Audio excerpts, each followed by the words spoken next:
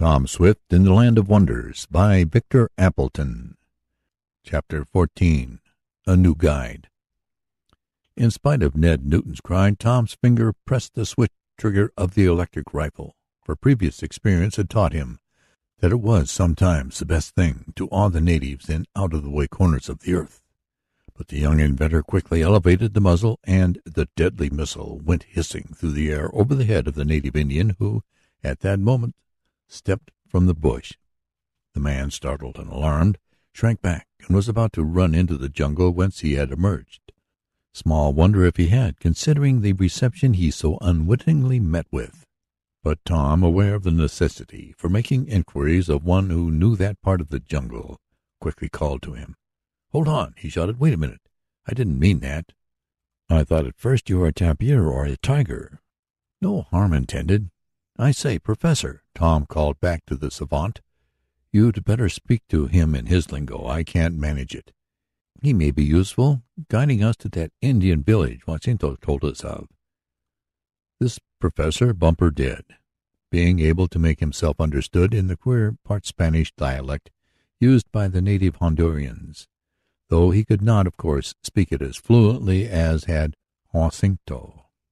Professor Bumper had made only a few remarks to the man who had so unexpectedly appeared out of the jungle, when the scientist gave an exclamation of surprise at some of the answers made. "Bless my moving picture!" cried Mr. Damon. "What's the matter now? Is anything wrong? Does he refuse to help us?" "No, it isn't that," was the answer. "In fact, he came here to help us. Tom, this is the brother of the Indian who fell overboard and who was eaten by the alligators. He says you were very kind to try to save his brother, with your rifle, and for that reason he has come back to help us." "Come back?" queried Tom. "Yes, he went off with the rest of the Indians when Jacinto deserted us, but he could not stand being a traitor after you had tried to save his brother's life.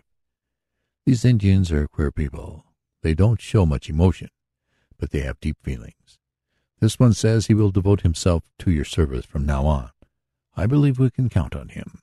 He is deeply grateful to you, Tom. I'm glad of all that for our sakes. But what does he say about Jacinto?"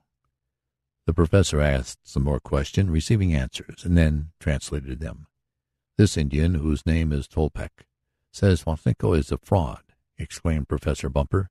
"He made all the Indians leave us in the night, though many of them were willing to stay and fill the contract they had made.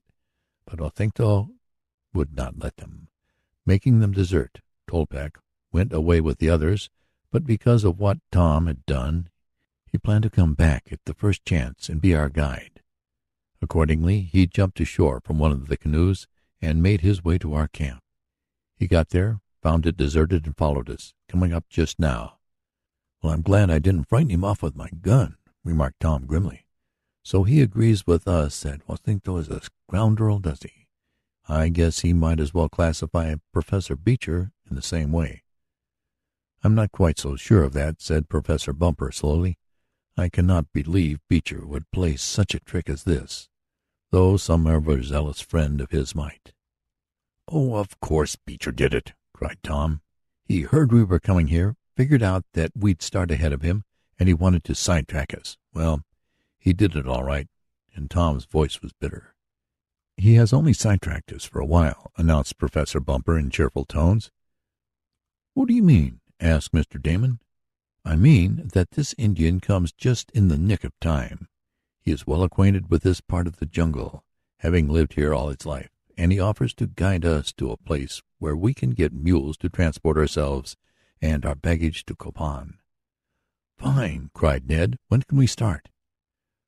Once more the professor and the native conversed in the strange tongue, and then Professor Bumper announced, "He says it will be better for us to go back where we left our things and camp there. He will stay with us tonight, and in the morning go on to the nearest Indian town and come back with porters and helpers."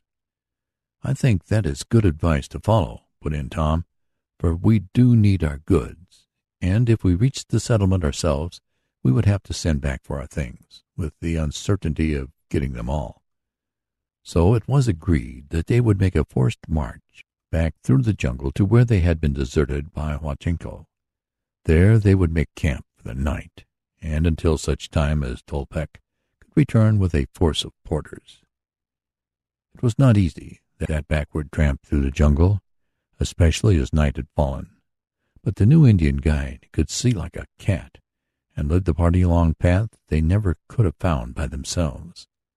The use of their pocket electric lights was a great help, and possibly served to ward off the attacks of jungle beasts, for as they tramped along they could hear stealthy sounds in the underbrush on either side of the path, as though tigers were stalking them. For there was in the woods an animal of the leopard family, called tiger or tigre by the natives, that was exceedingly fierce and dangerous. But watchfulness prevented any accident, and eventually the party reached the place where they had left their goods. Nothing had been disturbed, and finally a fire was made, the tent set up, and a light meal, with hot tea served. "We'll get ahead of Beecher yet," said Tom. "You seem as anxious as Professor Bumper," observed Mr. Damon. "I guess I am," admitted Tom. "I want to see that idol of gold in the possession of our party." The night passed without incident, and then, telling his new friends that he would return as soon as possible with help, Tolpec, taking a small supply of food with him, set out through the jungle again. As the green vines and creepers closed after him, and the explorers were left alone with their possessions piled around them, Ned remarked, "After all, I wonder if it was wise to let him go." "Why not?" asked Tom.